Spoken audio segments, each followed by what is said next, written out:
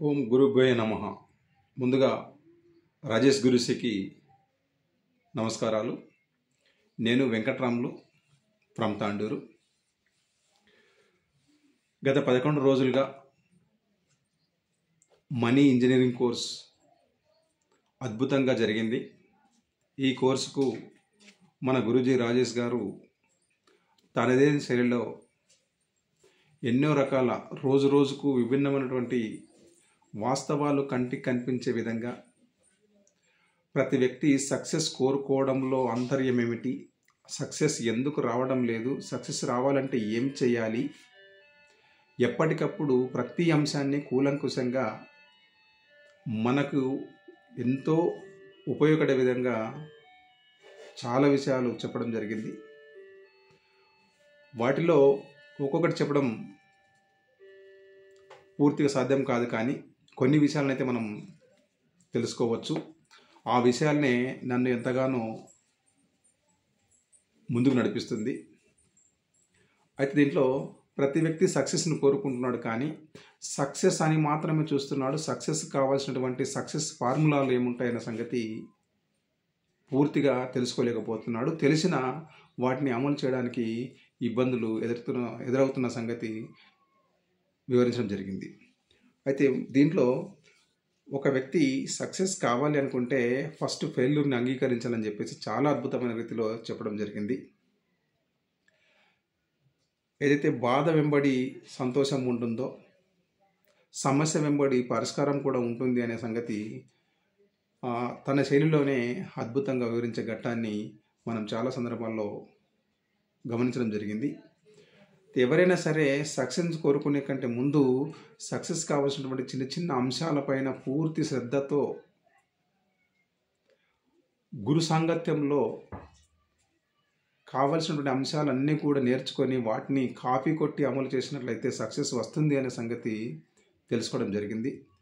ఈ అంశమే పదే పదే నేను ప్రయోగం కూడా చేశాను. చాలా సక్సెస్ఫుల్గా రిజల్ట్స్ అనేవి నాకు వచ్చాయి.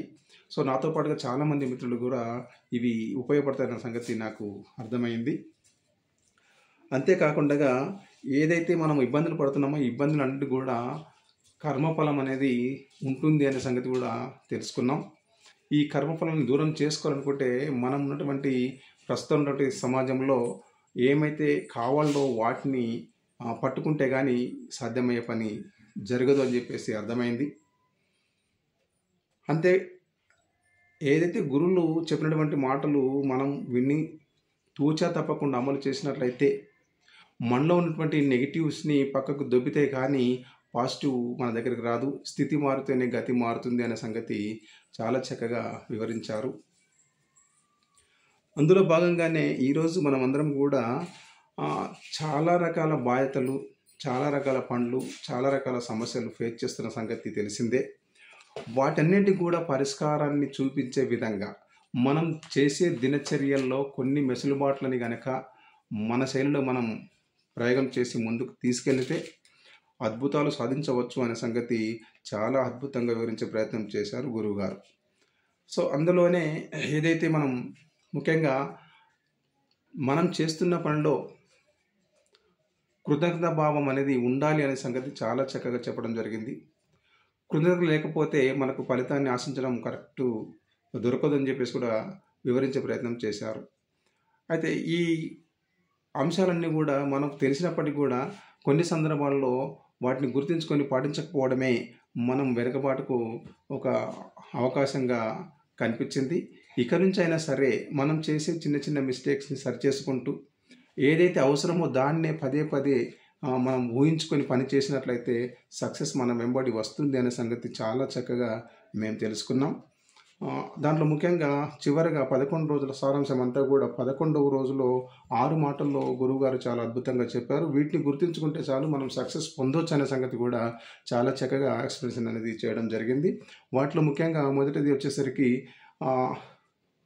క్లీన్జింగ్, అంటే మన శరీరంలో ఉన్నటువంటి విజన్ ఏమవుతుందో వాటిని క్లియర్గా అది అందుకునే విధంగా ప్రయత్నం చేయాలి. దానికోసం ఎన్ని రకాలుగా ప్రయత్నం చేయాలో అన్ని రకాలుగా చేస్తే కానీ సక్సెస్ మన వైపు వస్తుంది. విజన్ అప్పుడే మనకు ఒక క్లారిటీ అనేది కనిపిస్తుంది సంగతి చాలా చక్కగా చెప్పారు. అందులో భాగంగానే ఇంకొక అంశం, రోజు మనం చేస్తున్న పనిని అలవాటుగా మార్చుకొని సాధన చేయడం అనేది, అంతర్ముఖ సాధన అనేది చాలా చక్కగా పనిచేస్తుంది.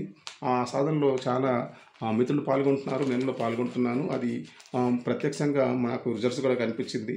అంతేకాకుండా కనీసం 3 యోగాసనాలు ప్రతిరోజు అలవాటు చేసుకోవాలని చెప్పేసి, తద్వారా ఆరోగ్యపరంగా మనం చాలా జాగ్రత్తగా ఉండొచ్చు అనే సంగతి అర్థమైంది.